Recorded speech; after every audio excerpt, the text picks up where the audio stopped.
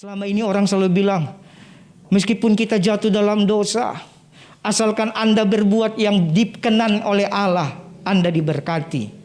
Nah, ini bahaya, saudara. Bukan perbuatan kita yang membuat kita dikenan Allah. Justru kasih Allah yang membuat saudara dan saya mendapat perkenanan.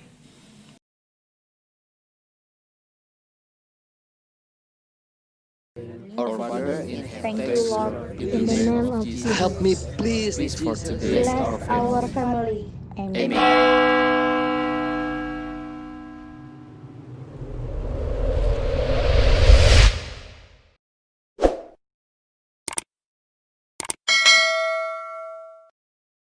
Hadir di tempat ini maupun yang ada di rumah masing-masing mendengarkan firman-Mu. Urapi hamba-Mu ya Tuhan, di dalam nama Tuhan Yesus. Haleluya, haleluya. Amin, amin. Baik, salam. Puji Tuhan bagi semua jemaat yang dikasihi Tuhan. Haleluya. Baik, mari kita buka Alkitab kita dalam Injil Yohanes pasal yang ketiga. Yohanes 3 ayat yang ke-16. Yohanes 3 ayat yang ke-16. Hari ini saya akan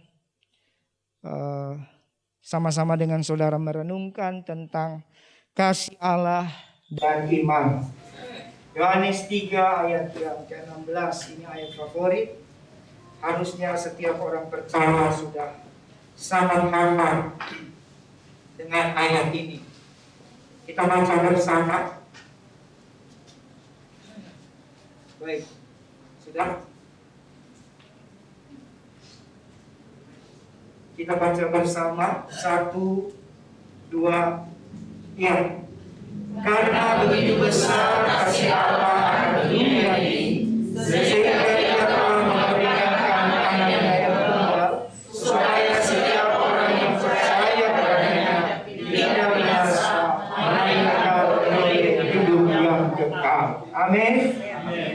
Ini satu statement dari Tuhan Yesus, saudara, ketika Dia bercakap-cakap dengan seorang ahli Taurat yang bernama Nikodemus. Ini satu statement yang keluar langsung dari mulut Tuhan. Dan dalam percakapan ini, saudara, ayat-ayat di atas kalau saudara baca, Yesus mengajarkan sesuatu yang tidak bisa dimengerti oleh Nikodemus. Yesus mengatakan begini, seseorang tidak akan dapat kerajaan Allah kalau ia tidak dilahirkan kembali. Amin. Dan Nikodemus berkata seperti ini, bagaimana itu mungkin? Bagaimana aku yang sudah besar ini dilahirkan kembali?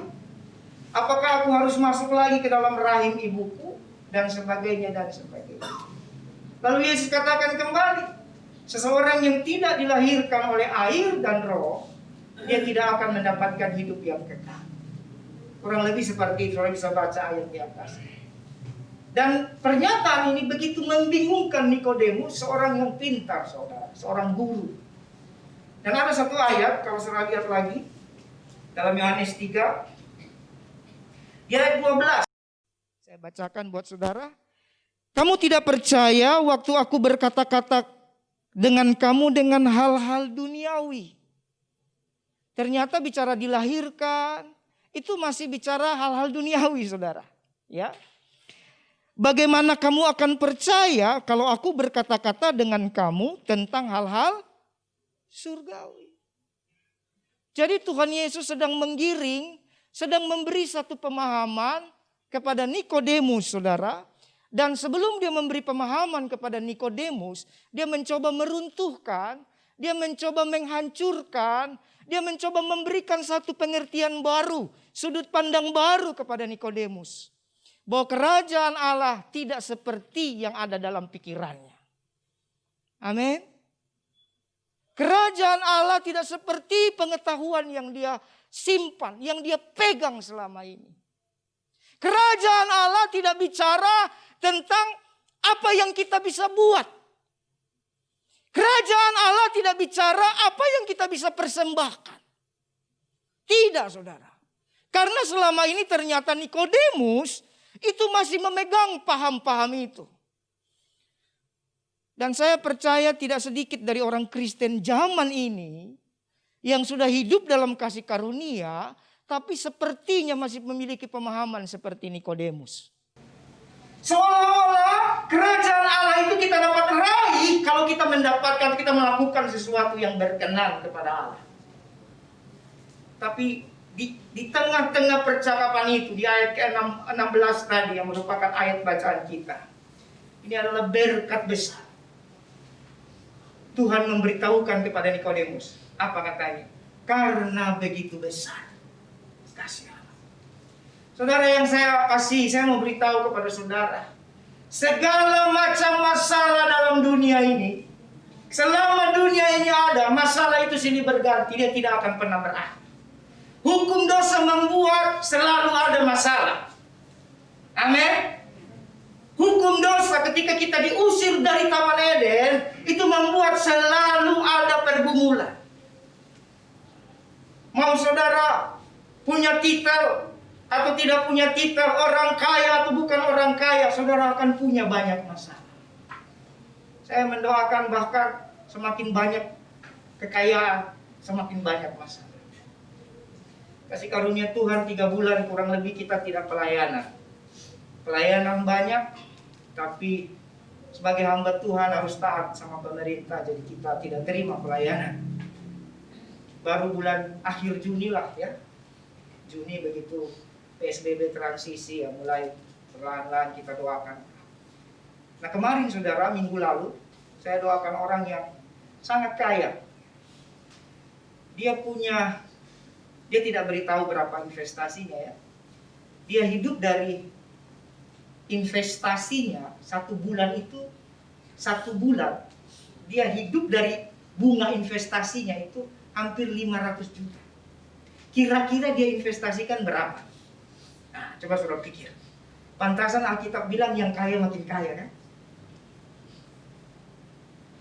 Bunganya itu hampir 500 juta setiap bulan. Tapi sekarang punya masalah. Yang pengusaha pengusaha banknya itu bangkrut. Nah, masalah besar kan?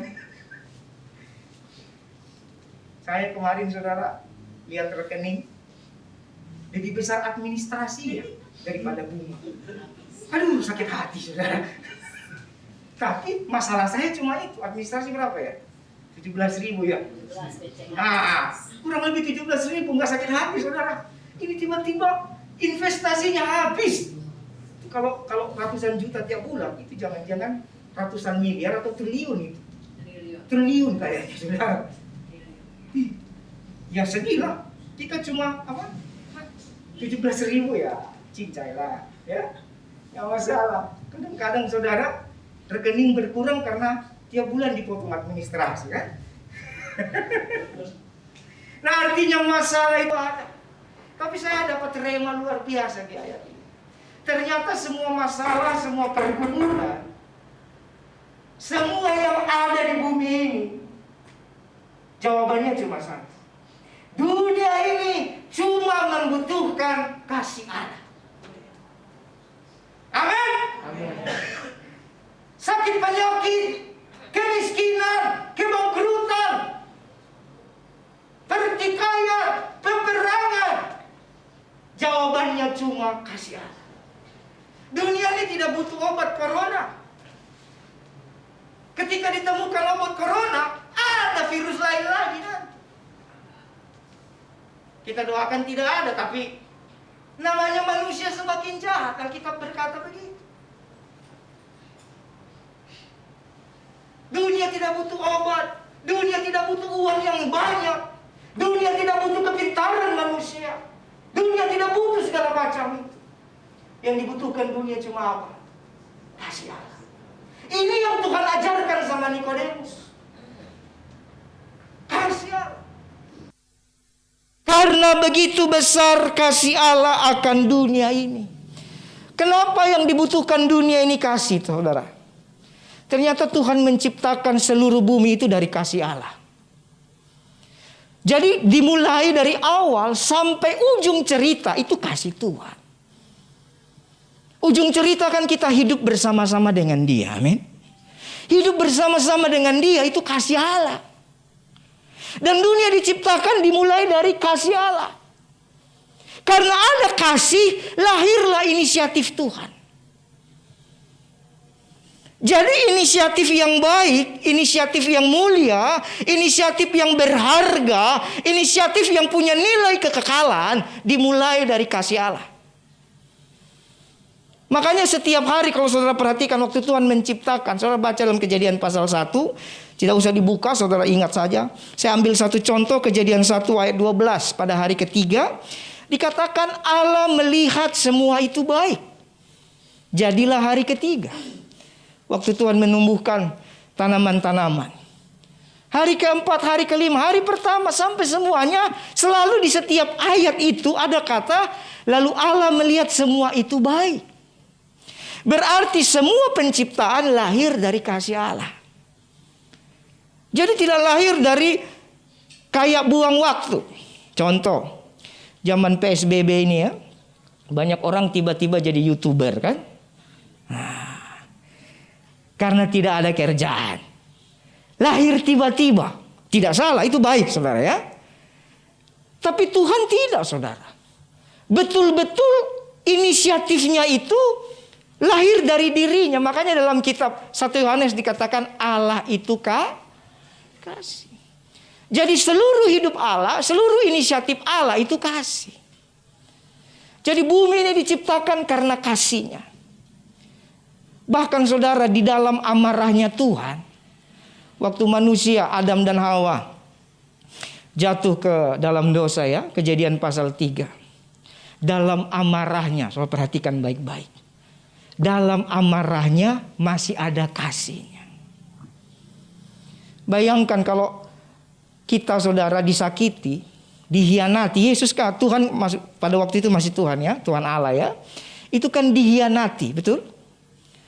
Sudah dikasih semuanya. Hanya cuma jangan makan itu aja kan? Nah kalau dalam sekolah doa itu kan sebenarnya bicara komunikasinya dirusak, betul ya?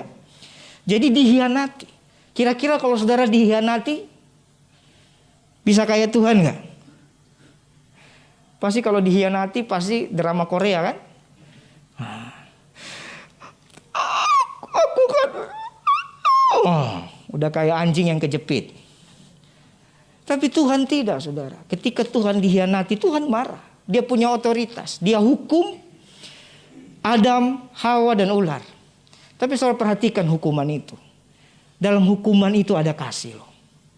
Dikatakan begini, keturunanmu akan meremukkan kepalanya.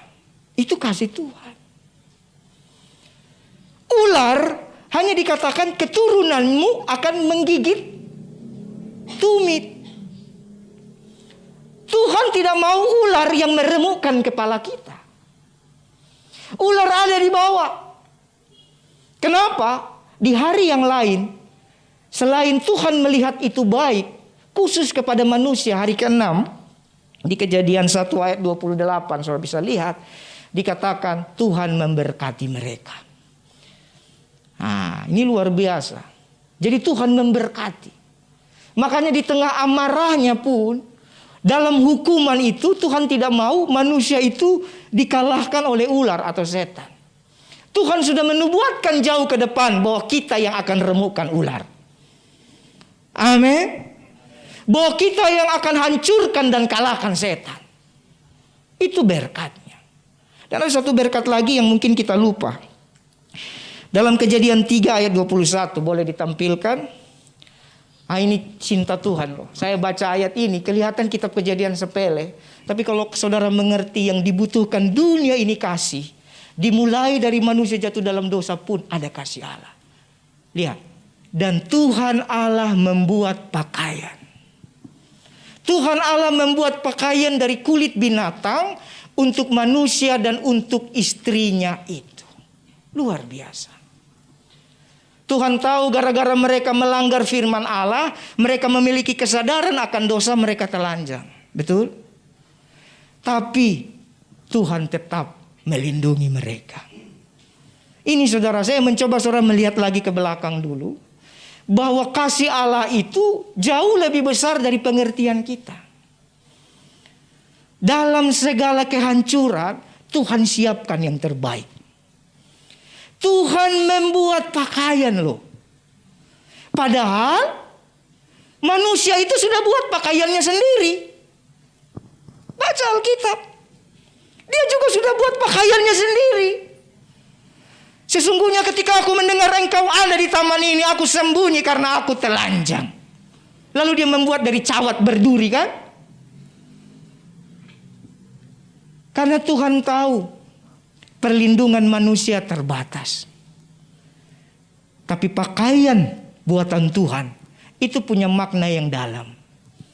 Bahwa di dalam segala keadaan ada kasih Tuhan menutup bungkus manusia. Amin. Jadi yang dibutuhkan dunia ini kasih. Dia tidak butuh segala macam, saudara. Hanya kasih. Makanya dalam kitab 1 Korintus pasal 13 dikatakan, segala sesuatu akan berlalu. Tinggal 3 hal ini, yaitu apa? Iman, pengharapan, dan kasih. Dan yang paling besar adalah kasih. Berarti yang paling dibutuhkan 3 itu. Amin. 3 itu.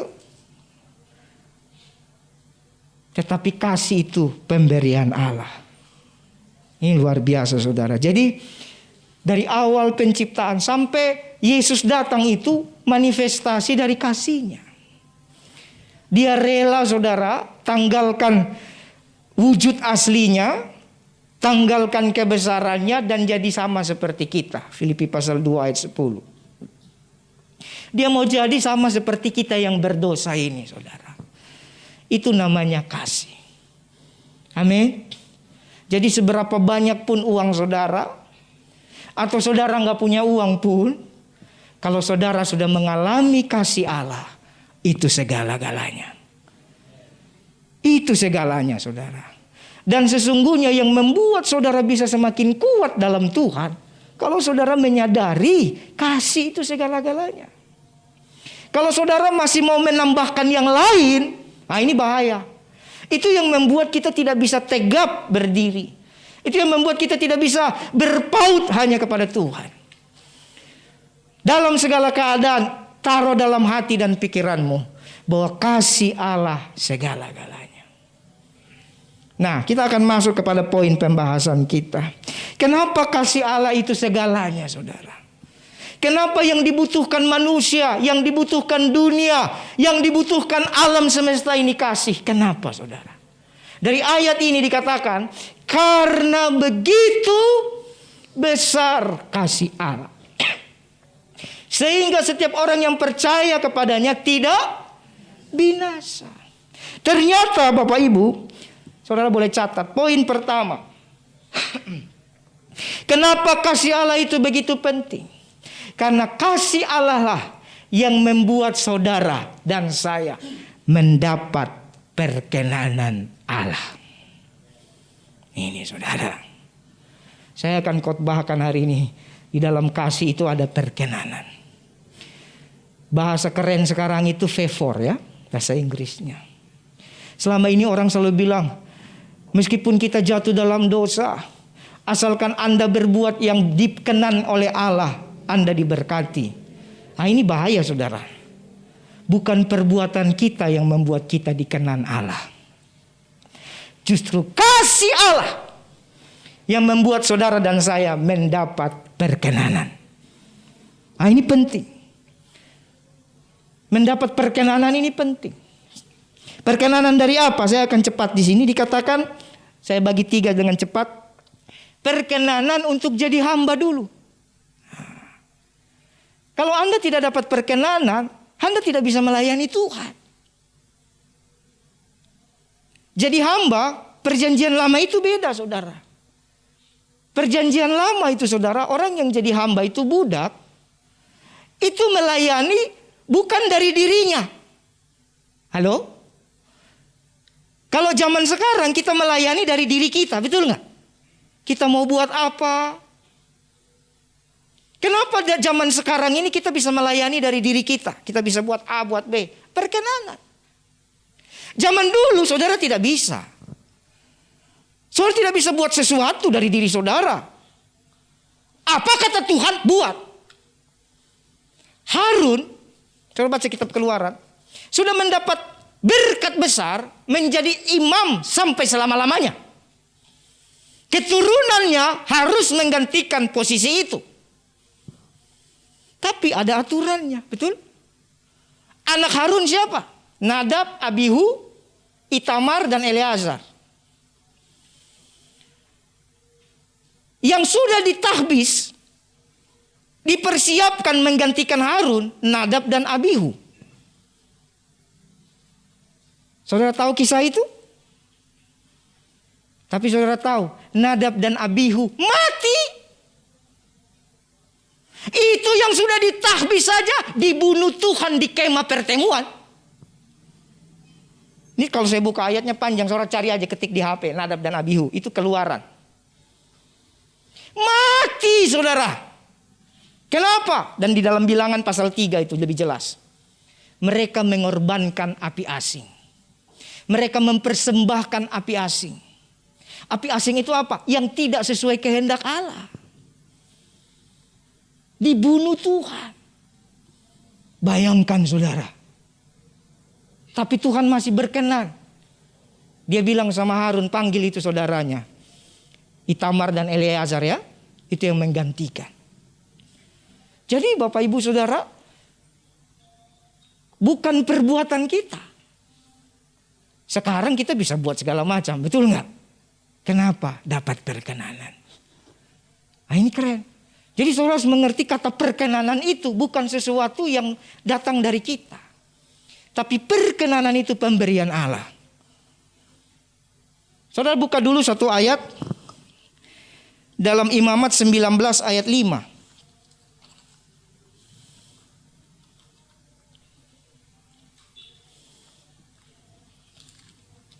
Ya, sudah ada di situ. Imamat 19 ayat 5 dikatakan, apabila kamu mempersembahkan korban keselamatan kepada Tuhan, kamu harus mempersembahkannya sedemikian rupa. Saudara lingkari kata sedemikian rupa. Kamu harus mempersembahkannya sedemikian rupa hingga Tuhan berkenan akan kamu. Ada banyak ayatnya, saya ambil satu ayat ini aja. Sedemikian rupa. Artinya apa? Sesuai aturan. Makanya saudara baca Alkitab baik-baik. Kenapa kitab Keluaran, Imamat, Bilangan itu pusing kan? Banyak aturan kan? Supaya ini sedemikian rupa itu. Karena zaman dulu belum dapat perkenanan seperti sekarang ini. Perkenanan dulu dibatasi oleh hukum Allah. Amin. Tapi sekarang saudara, saking terlalu berkenan itu, kita lupa bahwa sebenarnya masih ada hukum Allah.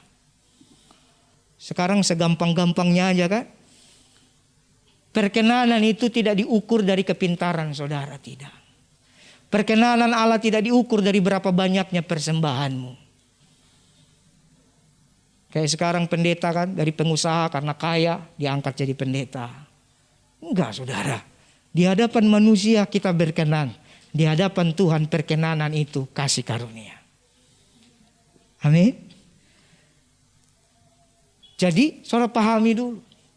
Yang kemudian kita diangkat, diperkenankan jadi apa? Anak. Ah, ini keren. Karena kasih Allah lah, saudara dan saya bisa panggil dia Bapa. Ini satu rahasia besar yang tidak dimengerti oleh saudara-saudara kita yang tidak percaya dalam Yesus. Mereka malah dipakai setan untuk menganggap, oh Bapa berarti punya istri, punya anak. Bukan saudara. Kasih Allah memberikan perkenanan buat kita, sehingga kita yang tadinya hidup dalam dosa bisa panggil Tuhan apa? Bapa. Kenapa kita bisa panggil dia Bapa? Karena kita diangkat jadi anak. Yohanes 1 ayat 12. Tetapi semua orang yang menerimanya diberinya kuasa menjadi anak-anak Allah. Yaitu mereka yang percaya dalam namanya. Itu kasih saudara. Saudara bisa diangkat jadi anak. Saudara bisa panggil Tuhan sebagai Bapa. Karena kasih. Kalau tidak, nggak mungkin. Karena kalau dipikir-pikir kita dengan Tuhan sebenarnya gak sungguh-sungguh amat kan. Kalau Tuhan pakai standar perjanjian lama, saudara dan saya dibanding Musa jauh. Jauh. Saudara dan saya dibanding Abraham jauh. Saudara dan saya dibanding Ayub jauh. Kita baru gak makan sehari bersungut-sungut. Aduh lapar kali aku. Wah udah mati cacingku 31. Kok kayak gini Tuhan ya? Udah kukasih semua. Masih juga mati juga cacingku. Kita sama Ayub jauh saudara. Kita sama Elia jauh. Siapa lagi saudara mau sebut semua hamba-hamba Tuhan di Alkitab. Tapi karena kasih. Kita yang tidak seperti mereka pahlawan-pahlawan iman ini. Bisa panggil Tuhan Bapa. Amin. Saya merinding loh. Abraham aja dia tidak berani panggil Tuhan Bapa loh. Musa saja tidak berani panggil Tuhan Bapa. Makanya dia bilang apa? Nanti gimana? Siapa namamu? Apa yang harus kuberitahukan kepada umat Israel? Gak berani. Daud lah nanti mulai. Itu pun dia gak berani. Daud itu pakai andai-andai. Orang Israel itu dia punya syair-syair ya. Pujangga. Mazmur 60 berapa itu? Seperti bapa saya anaknya. Daud sudah demikian dekat dia cuma berani berkata apa? Seperti bapa. Tapi dia belum dapat pengertian yang lebih dalam. Bahwa dia bisa panggil Tuhan Bapa. Amin. Makanya zaman dulu pakai banyak aturan. Panggil Allah Elohim. Segala macam ya. Nah zaman dulu itu kan belum seperti sekarang. Lalu zaman sekarang, Kristen sekarang tidak mau panggil Tuhan Yesus lagi. Semoga Allah Elohim memberkati engkau. Nah ini. Enggak masalah, semua itu dikenan Tuhan. Tapi mengerti dulu perkenanan itu apa. 2 minggu lalu kita dikhotbahkan luar biasa. Iman itu tidak timbul dari pengetahuan, betul ya? Kalau saya mau boleh tambahkan itu begini. Kecaplah dan itu iman. Jadi bukan lihat dulu baru dirasa. Kalau lihat dulu baru dirasa itu kayak gua. Gara-gara saya lihat dulu, makanya saya gagal makan daging kuda di Dolok Sanggul. Karena hatiku curiga. Kan di situ ada, di sana sapinya itu kerbau, ya, rendang kurang lebih masak kayak rendang kerbau, tapi ada kuda, masakannya sama. Tapi hati ini karena sudah dengar-dengar kan, nah ini kalau pengetahuan yang menguasai, bahaya. Saya sudah dengar-dengar di Dolok Sanggul makanan paling enak kuda. Tapi otak saya mulai menentang. Jadi begitu kami makan dengan Pak John mah santai dia. Kenapa? Dia pakai prinsip kecap dulu. Saya pengetahuan saya sudah penuh. Ih, kuda. Begitu sampai di rumah makan saya tanya. Apa ini bang? Kuda. Aduh, ada yang lain nggak? Ada rendang kerbau. Ya udah kerbau aja. Akhirnya saya cuma bisa kasih statementnya Pak John. Enak. Tapi bukan saya rasa. Rugi kan?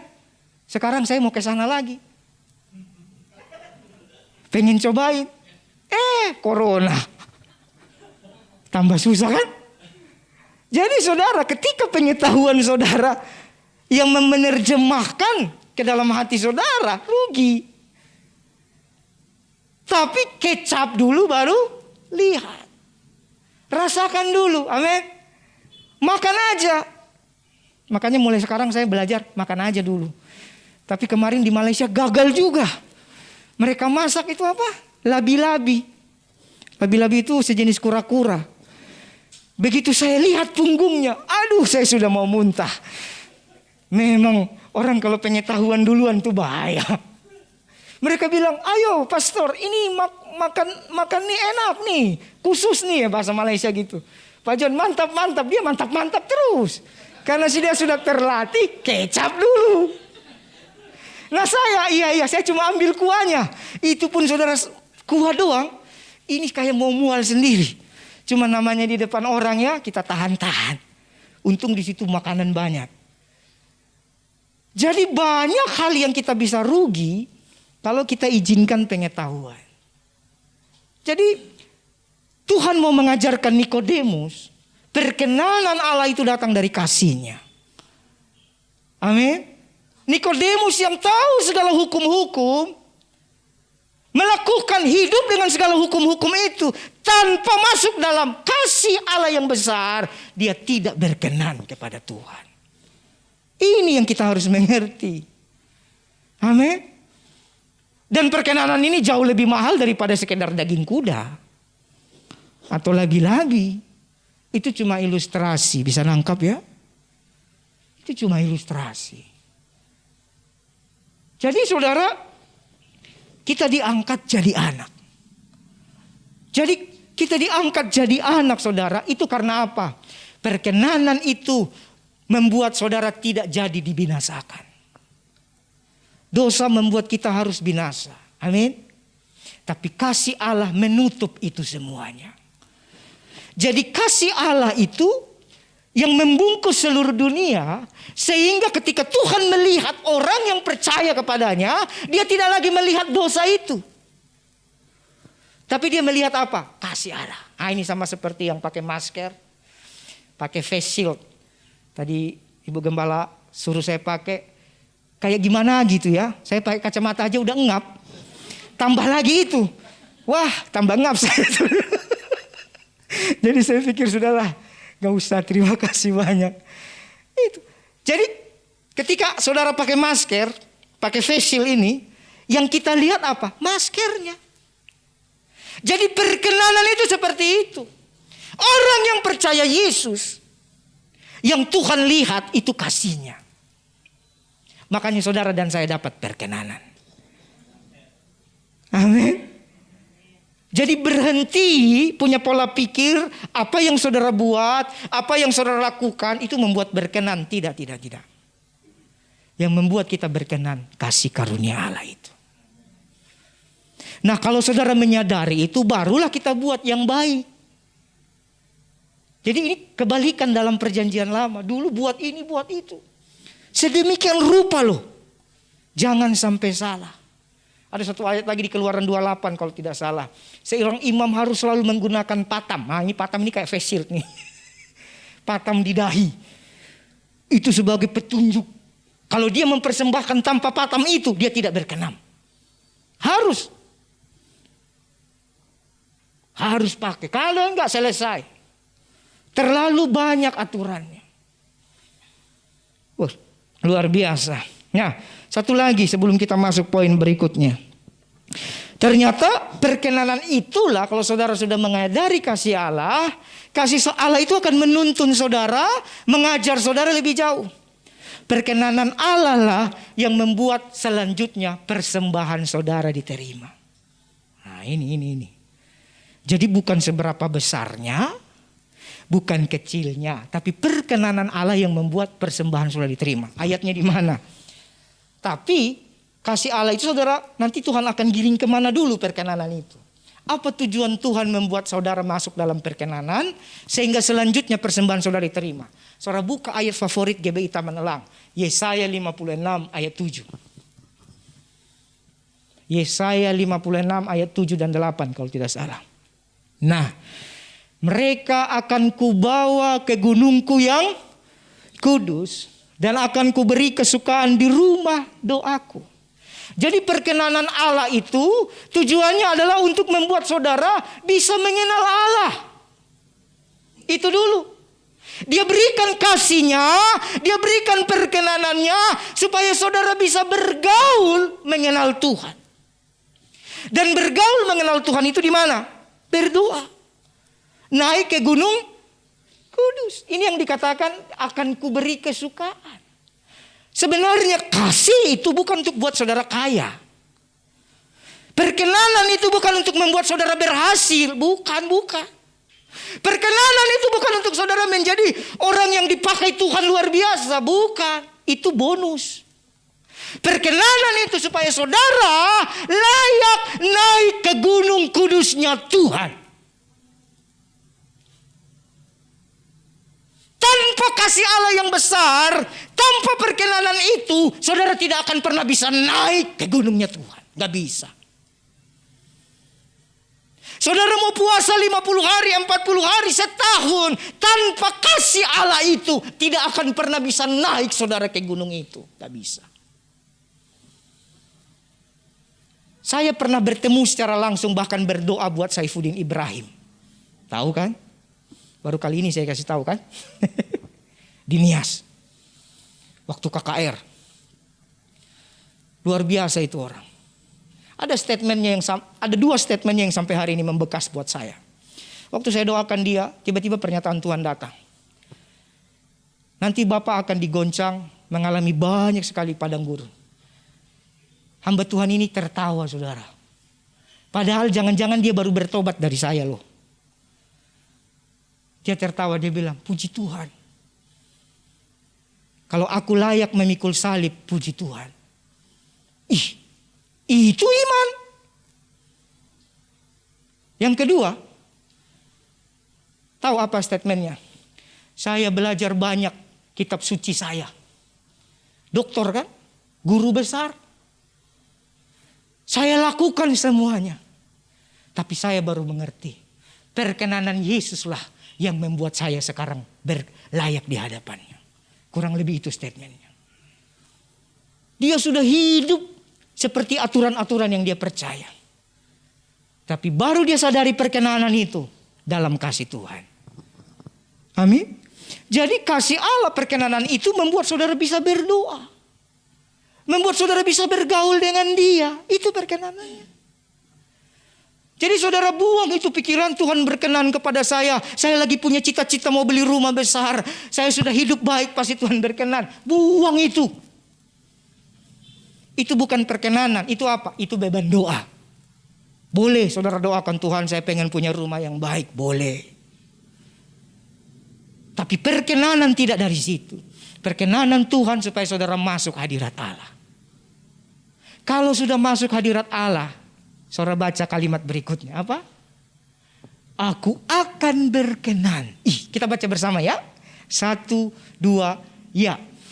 Aku akan berkenan kepada korban-korban bakaran dan korban-korban sembelihan mereka yang dipersembahkan di atas mezbahku. Sebab rumahku akan disebut rumah doa bagi segala bangsa.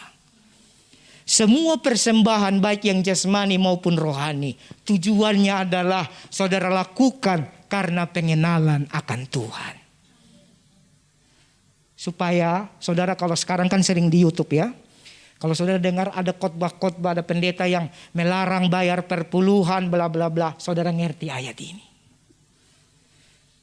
Waktu saudara mengenal Tuhan karena perkenanan, urusan persembahan bukan masalah lagi. Amin. Saudara bersyukur di gereja ini hampir tidak pernah dibahas itu khotbah-khotbah persembahan. Betul? Kenapa? Di gereja ini mencoba mengajarkan, berikanlah karena pengenalanmu akan Allah. Waktu Abraham memberi persembahan persepuluhan kepada Melkisedek, manusia pertama yang memberi persembahan persepuluhan itu Abraham. Jadi kita belajar dari dia. Waktu dia beri sama Melkisedek, apakah Melkisedek menggembalakan dia? Apakah Melkisedek menggembalakan Abraham? Tidak. Tapi kenapa Abraham rela, sukacita, damai sejahtera memberikan persembahan persepuluhan kepada Melkisedek? Karena dia kenal Tuhannya. Jadi beri persembahan itu kalau sudah dapat perkenanan diterima. Daripada saudara beri persembahan dari pengetahuan dulu.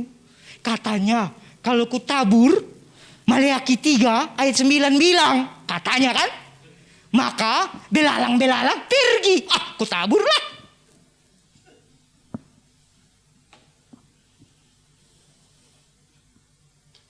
Tapi kalau saudara beri karena saudara kenal. Nah, ini beda. Amin. Amin. Ini lebih penting dan kita ngalami. Ini ada Ibu Yanti, bendahara ya. Selama PSBB ini banyak perpuluhan masuk loh. Dan itu ujian iman buat saya. Besar-besar. Kita lagi butuh. Sampai saya bilang kirim aja. Datang aja ke gereja. Enggak, kami kenalnya Pak Budi. Jadi kirim lewat kita. Waduh, begitu lihat bilangannya. Wih, ini pas kita butuh. Kan? Godaan ya. Tapi puji Tuhan. Ketaatan itu mendatangkan berkat. Karena mengerti kasih Allah yang pelihara kita. Sampai bukti transfernya kasih tunjuk sama ibu. Ya Bu ya. Bu Yanti. Di handphone. Sekian. Padahal bisa saja kita tilep-tilep dikit ya. Betul gak? Bisa. Gak ada yang tahu kok. Tapi saya ingat. Nanti Nadab dan Abihu mati toh. Jangan coba cari gara-gara. Kalau katanya untuk saya, untuk saya. Kalau katanya untuk gereja, untuk gereja. Nah ini perkenanan itu membuat pola pikir kita juga beda saudara. Pola pikir kita bersih. Jadi kasih Allah membuat saudara mendapatkan segala perkenanan. Saudara bisa melayani. Saudara bisa jadi anak. Itu hukum kekal. Dan saudara bisa beri persembahan. Amin. Poin berikutnya. Nah ini yang penting, yang umum, yang tadi sesuai judul kasih dan iman. Ternyata kalau kasih yang pertama membuat kita mendapat perkenanan, kasih Allah yang kedua membuat kita menerima iman. Tanpa kasih Allah tidak ada iman. Kemarin sudah dijelaskan, ya 2 minggu lalu, iman tidak lahir dari pengetahuan. Kasih itu, iman itu pemberian Allah. Amin. Produk surga. Produk kekekalan. Dan untuk bisa menerima itu dimulai dari kasih tadi. Makanya dia itu dikatakan karena begitu besar kasih Allah. Sehingga setiap orang yang percaya. Kemarin sudah dijelaskan baik sekali itu. Kalau saya ikuti khotbah kemarin 2 minggu lalu. Kita orang Kristen bukan percaya saja. Percaya itu iman dasar. Semua dibangun di atas dasar. Makanya kasih itu membuka pintu iman. Kasih itu memberikan iman perkenanan. Iman keselamatan itu pemberian dari kasih. Amin. Jadi setelah saudara percaya Yesus, karena saudara menyadari semua ini kasih Allah, saudara dapat iman itu. Untuk percaya Yesus itu pun pemberian Allah. Makanya iman percaya itu iman pertama. Percaya lalu saudara melangkah ke iman saudara. Ini luar biasa. Jadi dasarnya. Jadi tanpa kasih Allah, orang yang tidak mengalami kasih Allah tidak mungkin percaya sama Tuhan. Kenapa saudara waktu pilkada pilih pemimpin atau pilpres lah ya yang paling umum ya. Kenapa saudara berani memilih pilihan presiden nomor 1 atau nomor 2 atau nomor 3? Karena saudara percaya dari janji-janjinya kan. Saudara lihat debat, betul ya? Lihat debatnya, lihat semuanya, buah-buahnya. Akhirnya saudara waktu pilpres pilih nomor 1 kah, nomor 2 kah, nomor 3 kah. Itu dasar. Kasih itu membangun dasar. Jadi kasih dan iman tidak bisa dipisahkan. Itu fondasi dasar. Amin. Itu fondasi. Kasih itu akan selalu mendampingi iman. Perhatikan baik-baik. Iman yang saudara terima dari Yesus itu akan selalu didampingi oleh kasih, yaitu pribadi Allah sendiri. Kalau iman itu tidak didampingi oleh kasih, nanti jadi sesat. Iman kalau tidak didampingi oleh kasih sesat. Sesatnya ini yang sederhana gini. Dulu-dulu sekali kan tumpang tangan sama mobil orang kan. Ini iman yang sesat karena tidak didampingi oleh kasih. Nggak ngerti. Dalam nama Yesus mobil ini jadi milikku kan. Jahat kali doamu. Berarti mobilnya jadi milikmu, dia nggak punya mobil gitu. Rumah ini jadi milikku. Jadi imannya salah. Imannya kepada hal-hal duniawi. Tapi iman dia harus didampingi kasih. Kenapa? Karena iman itu punya pertumbuhan. Dan yang membuat pertumbuhan itu baik harus ada kasih Allah. Nah, yang saya akan bahas di sini adalah iman berikutnya. Saya tidak khotbahkan lagi yang kemarin, itu sudah sangat jelas ya. Iman berikutnya saudara adalah hidup dalam perkataan Allah. Nah, ini.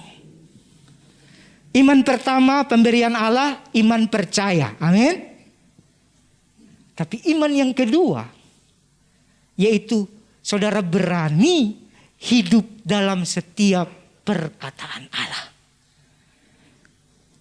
Orang yang berani hidup dalam setiap perkataan Allah, ini nanti yang dapat rema. Halo? Saudara tidak akan dapat rema yang kemarin dikhotbahkan kalau saudara tidak berani ambil keputusan untuk mulai hidup dalam setiap perkataan Allah. Kata dengar itu tahap pertama, dengar. Betul ya, Roma 10 ayat 17. Iman timbul dari pendengaran dan pendengaran akan itu perkataan apa itu? Mendengar. Itu prosesnya. Tapi selanjutnya bagaimana perkataan yang dikatakan 2 kali itu jadi rema? Saudara mau belajar hidup oleh perkataan itu. Matius 4 dikatakan, manusia hidup bukan dari roti saja, tapi dari setiap firman yang keluar dari mulut Allah. Jadi kasih Allah itu memampukan saudara punya iman bukan hanya untuk percaya kepada Dia, tapi memampukan saudara untuk punya iman hidup sesuai perkataannya. Jadi setiap perkataan Allah itu ya dan amin. Ini baru Kristen. Amin. Jadi hidup bukan dari kata orang, hidup bukan dari kata dunia, hidup bukan dari kata semuanya, tapi hidup dari perkataan Allah. Beranikah saudara hidup dari perkataan Allah? Itu hanya saudara alami kalau saudara terus membiarkan iman bertumbuh dalam kasih tadi. Amin. Nah, ini keren nih. Kita lihat Ibrani 11 ayat 6 ya. Dikatakan di situ, tetapi tanpa iman tidak mungkin orang berkenan kepada Allah. Nah, di sini ada kata berkenan. Jadi perkenanan ini dimulai dari kasih Allah tadi. Kasih Allah tadi memberi iman. Pelihara itu, hidup di situ. Bertumbuh di situ. Bangun segala sesuatunya di situ. Maka saudara akan bisa sanggup mendapatkan rema. Rema itu saudara, itu yang pelihara hidup kita. Amin. Kalau logos di Alkitab, ini memberi pengertian. Memberi pengertian terus dia memberi semacam kayak sauh ya. Memberi semacam ini sinyal. Sinyal itu begini. Kayak HP sama satelit ya. Itu sudah punya hukum, pasti akan saling ketemu, betul ya? Pasti sinyalnya ada. Tapi baru saudara bisa menikmati sinyal itu ketika saudara mulai pencet nomor HP-nya, betul nggak? Hukum komunikasi HP yang punya kartu SIM itu sudah pasti akan koneksi dengan satelit, betul ya? Begitu saudara nyalakan langsung muncul 4G kah, kartu saudara Telkomsel kah, Indosat. Itu sudah hukum. Jadi firman yang logos itu seperti itu. Waktu saudara mulai banyak baca Alkitab, amin, itu ada koneksi. Tapi kapan saudara bisa menikmati koneksi itu? Waktu saudara mulai pencet tombolnya kan? 08 21 2509 2465. Tenet. Baru nyambung. Begitu. Jadi saudara, ketika saudara baca lalu saudara, karena sudah ada koneksi, saudara mulai pencet tombolnya. Pencet tombol itu apa? Mulai saudara percaya dan hidup atas firman itu. Baru saudara akan mengalami rema demi rema. Amin. Dapat rema, ini penting. Kita lihat, kenapa dapat rema penting ya. Kita buka satu ayat lagi dalam Ibrani 10 ayat 38. Ibrani 10 ayat 38. Tetapi orangku yang benar akan hidup oleh orang yang menyadari kasih Allah, yang dia tahu dia dapat perkenanan, itu disebut orang benar. Amin. Nah, orang benar itu akan hidup oleh iman. Iman apa? Perkataan Allah. Yang dari tadi cuma logos, cuma koneksi, kemudian kita bisa menikmati koneksi itu. Tetapi apabila, ini saudara garis bawahi, apabila ia mengundurkan diri, maka aku tidak berkenan. Kenapa orang Kristen bisa mengundurkan diri? Dia cuma menikmati koneksi tapi gak pernah pencet tombol. Tidak pernah hidup dalam perkataan itu. Orang yang tidak pernah hidup mempercayai firman Allah, imannya pasti kendor. Amin. Dan mempercayai ini, kalau bahasa saya saudara itu gini, ada prosesnya. Pertama percaya firman, amin. Kemudian mempercayakan hidup kepada firman. Nah, ini prosesnya. Orang percaya Tuhan biasa kan? Tapi mempercayakan diri kepada Tuhan. Itu yang membuat saudara banyak dapat rema. Amin. Sampai di sini bisa nangkap? Saya mencoba membahas iman dari sisi yang lain. Ya. Kalau kemarin bagaimana iman membuat kita punya ATM, betul ya? Bisa mengalami kuasa, betul ya? Bisa mengalami mujizat. Tapi saya memberikan sudut pandang yang berbeda. Waktu saudara belajar percaya terhadap perkataan Allah, itu hidup dengan iman. Ternyata percaya dalam perkataan Allah ini tidak gampang loh. Kalau percaya bahwa engkau akan jadi kepala bukan ekor, bisa. Amin? Amin gak? Engkau diberkati, bisa. Meskipun mungkin ada prosesnya. Engkau pasti, bisa. Tapi ada perkataan Allah yang lebih tinggi dari segala hal dunia. Yaitu apa? Kekekalan. Nah, ini lebih dalam saudara. Coba kita buka Habakuk pasal 3. Saya minta pemain musik. Ini yang nanti poin kedua kita. 2 poin saja. Saya minta pemain musik maju ke depan. Ini belum doa tutup. Masih nyanyi ya.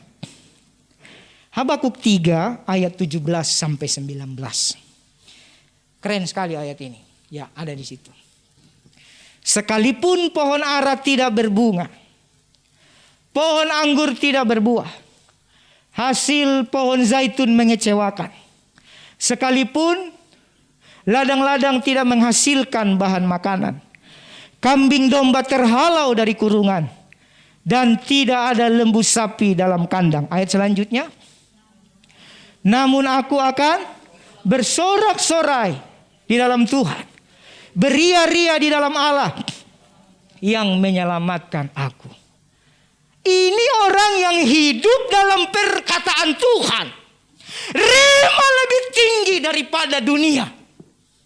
Sekalipun segala yang dalam dunia tidak seperti harapan, tidak ada yang bisa mengambil damai sejahteranya. Ini iman orang Kristen. Amin. Ada lagunya, coba dari C.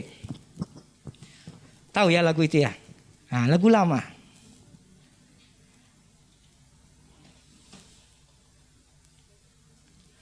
Sekalipun pohon ara tidak berbunga. Ini biar iman saudara bangkit dulu ya. Dari C, Om.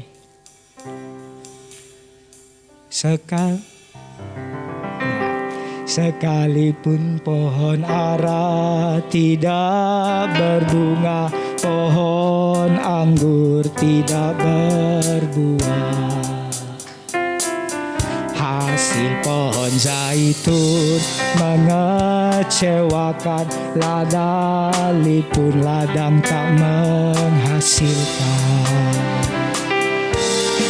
kambing domba terhalau dari kurungan, dan tidak ada lembu sapi dalam kandang. Namun aku kan bersorak-sorai, di dalam Tuhan, beria-ria di dalam Allah yang menyelamatkan. Sekali lagi kita nyanyikan. Sekalipun pohon berbunga, pohon anggur tidak berbuah, hasil pohon zaitun mengecewakan, ladang pun ladang tak menghasilkan. Kambing domba terhalau dari kurungan, dan tidak ada lembu sapi dalam kandang. Namun aku kan bersorak-sorai di dalam Tuhan, beria-ria di dalam Allah yang menyelamatkanku. Beria-ria, beria-ria di dalam Allah yang menyelamatkanku. Ini lagu luar biasa, saudara. Sebenarnya kalau saudara baca kitab Habakuk ini, Nabi Habakuk ini hidup kalau tidak salah dalam zaman Yeremia ya.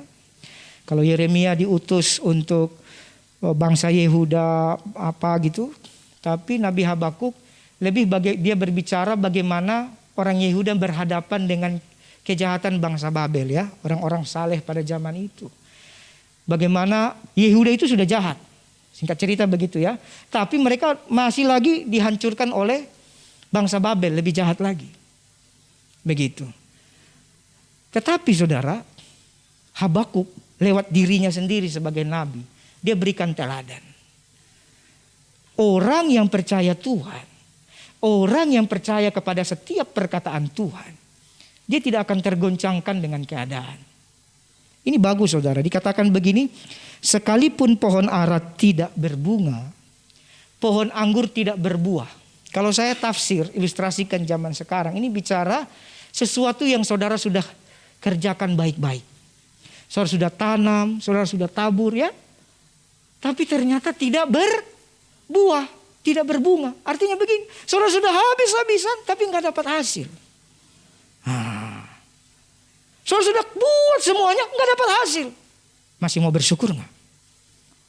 Orang yang hidup dalam perkataan Tuhan, ucapan syukurnya tidak dipengaruhi oleh hasil. Kalau bahasa dunia sekarang ini kan selalu bahasa motivator kan gini apa? Kerja keras tidak akan mengkhianati hasil gitu ya. Itu bahasa dunia, jangan hidup di situ. Itu bukan iman. Anda yang ada dalam kasih karunia Yesus, saudara sudah buat semua dan tidak berhasil, saudara tetap damai sejahtera. Itu iman yang Tuhan mau. Kalau saudara bisa punya iman itu, baru saudara bisa mengalami iman yang lebih jauh dari khotbah 2 minggu yang lalu.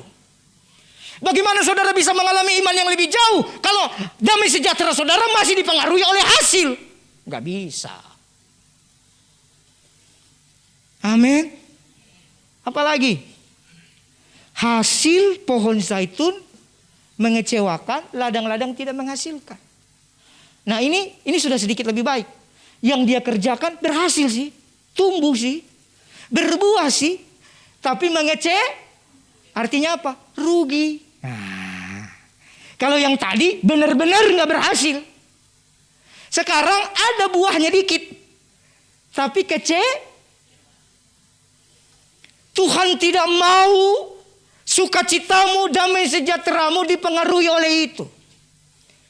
Karena kasih Allah lebih besar dari semuanya. Ini saudara harus ingat. Apalagi? Nah ini yang paling lucu. Saudara siap-siap ya. Kambing domba terhalau dari tahu kurungan? Simpanan. Sekalipun ATM-mu habis. Nah itu. Ya, uangmu terhalau dari tabunganmu. Amin. Gak ada amin ya. Memang ya. Baru dikhotbahkan belum kita tutup sudah susah aminnya. Sekalipun harus terhalau itu semua.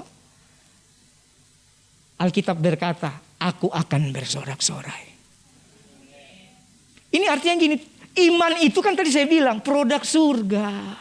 Tidak bisa dicampur, saudara. Kenapa Tuhan waktu makan Paskah, hari raya Paskah, dikatakan makanlah roti yang tidak beragi. Tidak boleh dikembangkan, ragi itu kan pengembang ya. Nah, Ibu Gembala jago bikin roti. Berdoa supaya diberkati, supaya sering-sering dia bikin saudara dapat. Jangan-jangan saudara nggak dapat kurang doa nih. Itu pasti pakai ragi. Supaya berkembang. Tetapi saudara itu untuk kue enak. Tapi di hadapan Allah kembang itu punya membuat roti cepat rusak. Paling 2-3 hari kalau tidak pakai pengawet rusak. Tapi kenapa Tuhan bilang makanlah roti tidak beragi. Tahan lama itu. Jadi iman tidak boleh dicampur. Kenapa saya membawa saudara menyadari sisi iman yang lain. Supaya iman itu benar-benar murni. Dan saudara bertumbuh di dalam kemurnian itu. Jadi sekalipun kambing domba terhalau. Udah disimpan baik-baik kan. Puji Tuhan. Simpan. Kayak saya ini. Simpan baik-baik. Tiap tahun keluar. Bayar kontrakan. Tuh. Tapi benar saudara. Tahun ini saya satu kasih kesaksian. Tidak bisa simpan. Secara manusia pikiran mulai pusing. Ini baru kemarin nih. Awal Juli kita bayar kontrakan. Bukan 1-2 juta. Belasan juta. Dalam keadaan PSBB. 3 bulan tidak pelayanan. Baru mulai pelayanan akhir Juni. Makanya tadi saya bilang ketika ada orang kasih perpuluhan itu goncangan iman. Wah 3 kali itu udah bayar kontrak rumah. Iya. Karena besar. Sekali kasih berapa kemarin tuh? 4.200.000 ya. Nah, saya kasih tahu saja. Itu sekali kasih. Kalau 3 kali udah berapa? Tinggal tambah-tambah dikit lah. Gitu saudara. Tapi saya heran. Karena sudah terbiasa. Ini saya bukan mau kasih tahu. Orang yang terbiasa hidup dalam perkataan Tuhan. Tidak ada khawatir loh. Istri saya tanya gimana Pi? Adanya itu. Padahal gak ada. Adanya itu. Karena saya menyadari saudara. Kita hidup. Saya belajar hidup. Saya belajar. Bukan saya sudah hebat. Saya belajar hidup dari perkataan Allah. Kalau saya sudah hidup kurang lebih 20 tahun dalam perkataan Allah. Dan selama hidup itu Tuhan pelihara. Masa yang ini saya tidak percaya? Itu yang tadi Alkitab bilang. Yang undur daripadaku, aku tidak berkenan. Masa hidup kita ini belajar hidup dalam perkataannya. Jangan pernah undur. Kata undur itu begini. Mulai pakai kekuatan. Mulai pakai segala sesuatu. Ini undur. Apakah surga hilang? Surga nggak hilang. Selama tidak tinggalkan Yesus tidak. Tapi pertumbuhan iman saudara mati. Iman tanpa perbuatan mati. Perbuatan itu apa? Berani hidup dalam perkataan Allah itu. Berani enggak? Nah dalam 20 tahun saya hidup, saya percaya.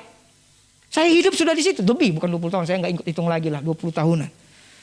Dari dulu kok Tuhan pelihara. Masa hanya masalah sekarang saya takut kan gitu ya. Kadang-kadang kan setan itu membuat kita melihat keadaan. Tapi saudara memang ajaib. Tiba-tiba saudara, ini benaran.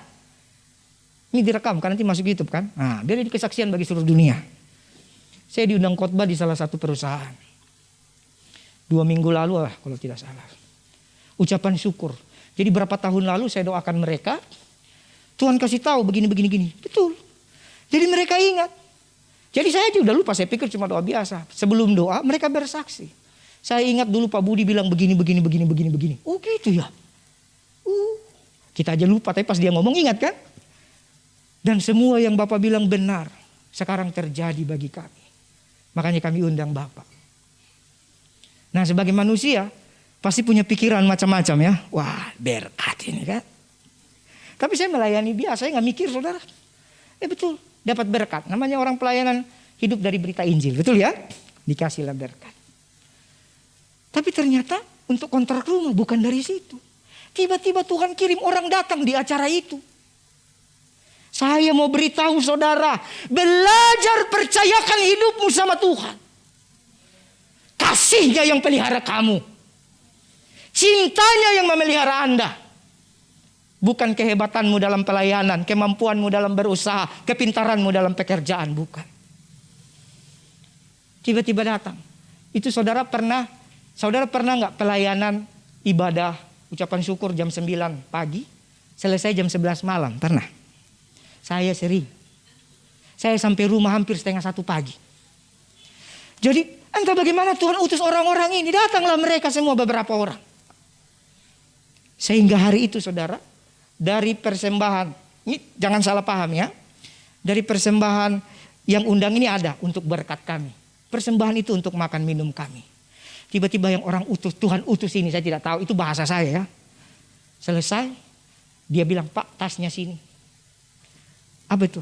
Ada persembahan, segepok, dimasukin dalam tas. Apa ini? Tidak.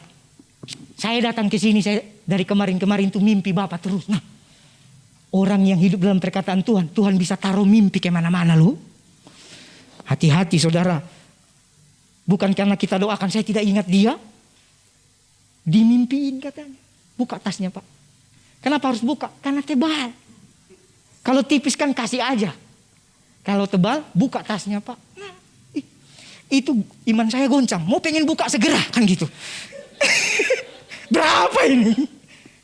Wih, kayaknya setebal buku ini. Lebih tebal kali. Ih. Saya taruh, wih, sambil saya tahan nangis. Tuhan baik. Sampai ke rumah, kita langsung doa sama istri.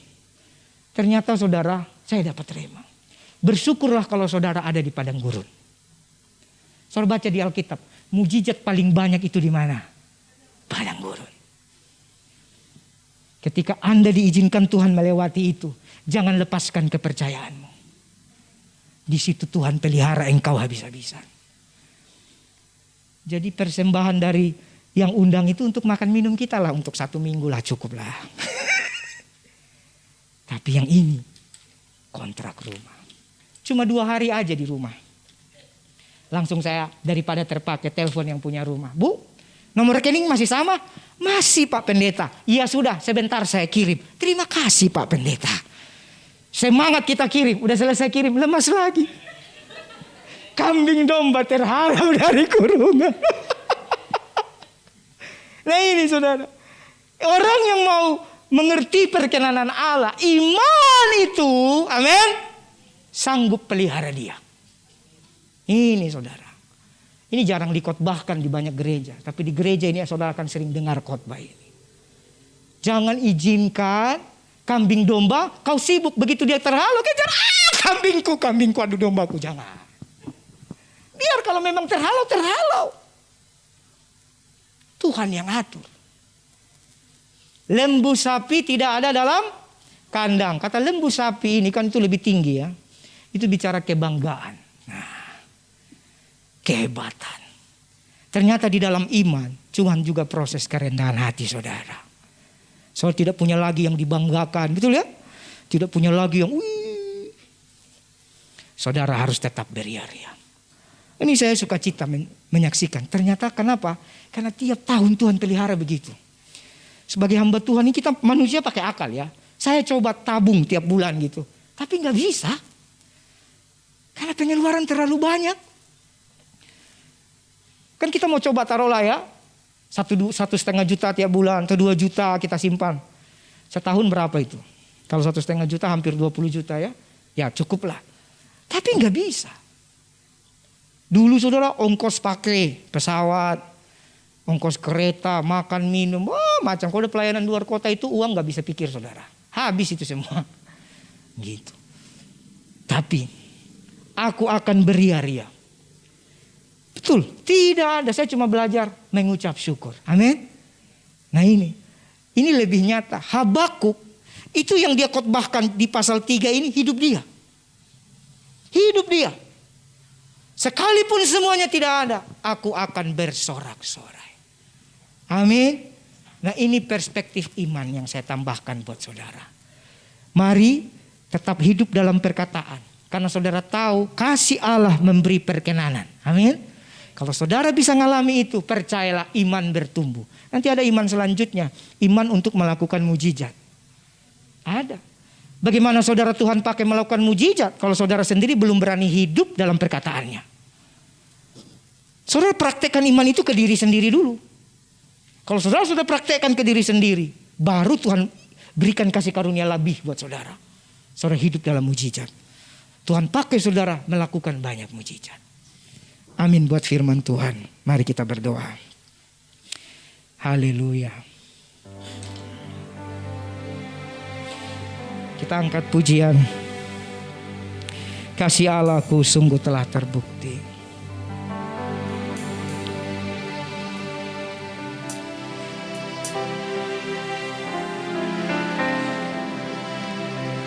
Kasih Allahku sungguh telah terbukti ketika Dia serahkan anaknya. Kasih Allah mau berkorban bagi kau dan aku. Ada kasih seperti kasih-Nya. Kasih Allahku sungguh telah terbukti. Amin. Ketika Dia serahkan anaknya. Kasih Allah mau berkorban bagi kau dan aku. Tak ada kasih seperti. Sekali lagi dengan iman, katakan kasih Allahku.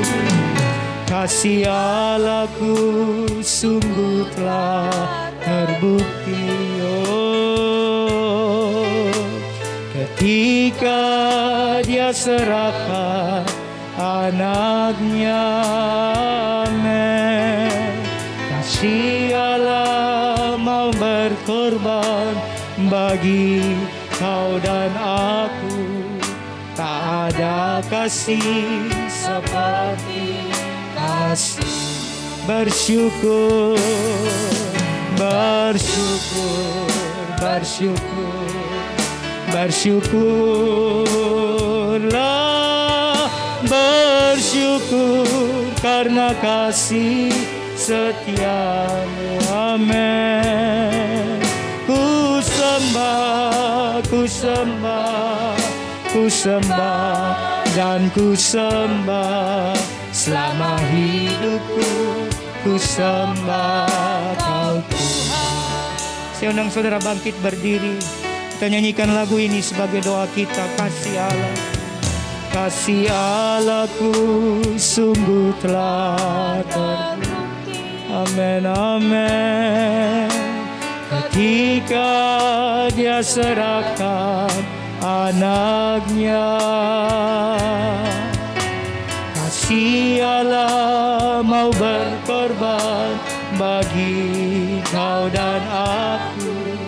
Tak ada kasih seperti kasih. Angkat tanganmu, katakan bersyukur, bersyukur, bersyukur, bersyukurlah, bersyukur karena kasih setiamu. Ku sembah, ku sembah, ku sembah dan ku sembah selama hidupku. Ku sembah, bersyukur, bersyukur, bersyukur, bersyukurlah, bersyukur karena kasih setiamu. Ku sembah, ku sembah, ku sembah dan ku sembah selama hidupku. Ku sembah. Sekali lagi bersyukur, bersyukur, bersyukur, bersyukurlah, bersyukur karena kasih setia. Ku sembah, ku sembah, ku sembah, ku sembah dan ku sembah selama hidupku. Sekali lagi dengan iman, bersyukur. Amin. Bersyukur kami kepadamu ya Allah.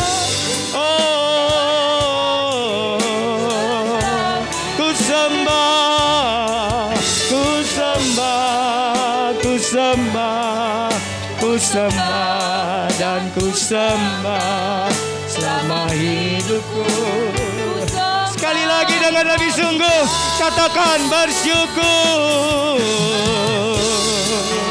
bersyukur, bersyukurlah, bersyukur karena kasih setiamu. Ku sembah, ku sembah, ku sembah dan ku sembah selama hidupku.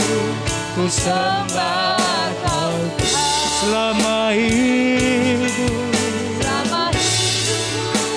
Ku sembah kau selama hidupku. Ku sembah kau. Haleluya, haleluya, haleluya, haleluya. Glory bagimu ya Tuhan. Haleluya, haleluya. Glory, haleluya, haleluya, haleluya. Baralabaya, ralabaya,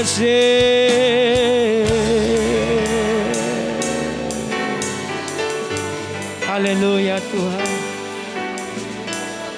Buat hari ini pikiran kami terus terbuka bahwa kasih-Mu lah yang dibutuhkan oleh seluruh dunia ini ya Tuhan. Kasih-Mu lah yang kami butuhkan sehingga kami mendapat perkenanan. Kasih-Mu lah yang kami butuhkan sehingga kami bisa bertumbuh atas dasar iman. Kasih-Mu lah yang kami butuhkan sehingga kami bisa mengucap syukur sekalipun segala keadaan tidak mendukung kami. Kasih-Mu segala-galanya Tuhan. Hamba-Mu selesai berkata-kata, aku berdoa biarlah Roh Kudus Engkau sempurnakan semuanya bagi kami. Segala hormat, segala puji hanya bagi Tuhan. Haleluya. Semua yang percaya katakan amin.